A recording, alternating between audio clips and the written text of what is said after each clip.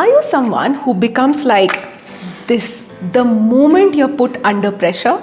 Well, let's be clear. Staying calm under pressure is a superpower.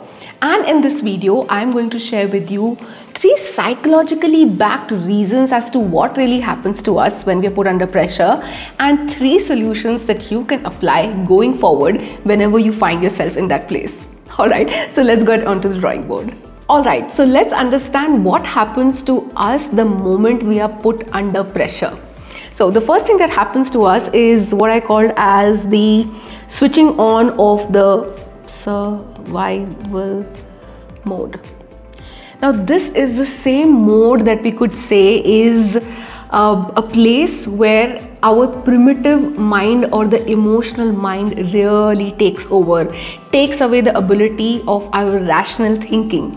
And it puts us into a place where we just are capable of responding in 3 ways, which is called as the 3 F's: the fight, the flight, and the freeze response. In another very simpler way, it's the same kind of brain that gets activated, which was what we lived with way back when we were very primitive in our jungle days, where our only purpose was to survive minute after minute, second after second. So the moment we're put under pressure, that's the kind of our primitive brain that gets activated, and it is capable of putting us into these 3 places of fight, flight, and freeze, and not really a good place to be, right? So the second thing that happens to us is switching on of the alarm mode. Now, what is the alarm mode? It is actually about when our brain starts scanning everything around us from a perspective as to if we have a remotest of possibility of getting any kind of harm. Now, let's be clear, it is not just about the physical harm that the brain is scanning about, it is also scanning about mental, emotional, or any remote possibility of any kind of social harm as well. And what it just does to us is that it puts us into a place where we are capable of making many short-term and impulsive choices and not looking at the long-term picture far more objectively and rationally. So that's what's the second thing is we get our alarm mode on. Now, what is the third thing that happens to us? The third thing that happens to us in that place is we start leaning into our biases. I'm sure you must have heard about a lot of cognitive biases, and one of the 3 main biases rather we lean into at this point in time is the first one. I think I've spoken about it in one of my previous videos, and that is the first one is loss aversion. That means your mind just wants to avoid any kind of pain. For it, the pain of losing is far more bigger than the pleasure of gaining something or doing something better. So we lean into our loss aversion as the first cognitive bias. The second cognitive bias that we get onto or lean into is called as the confirmation bias. Now, confirmation bias, as the name suggests, is you start seeking things to reinforce what you actually know.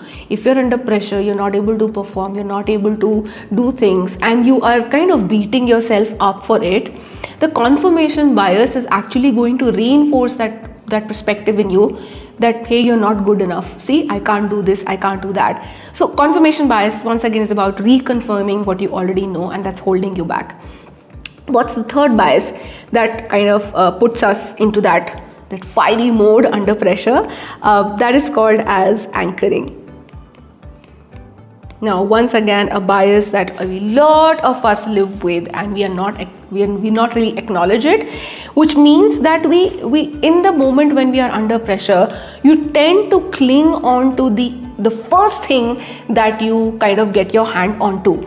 And if it is something like we spoke about as in the confirmation bias, something that you already are reinforcing to yourself, that kind of becomes your anchor to lean into and say, yeah, this is where I am, this is what it is.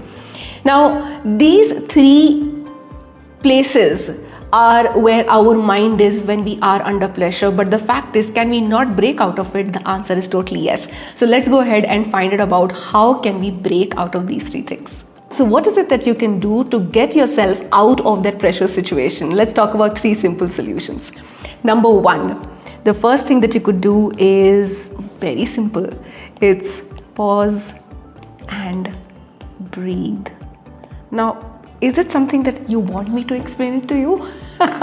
We all do it at all points in time. But when it comes to you finding yourself under the situation or a pressure, please acknowledge that you're in that place and take a step back and allow yourself 30 seconds to just breathe.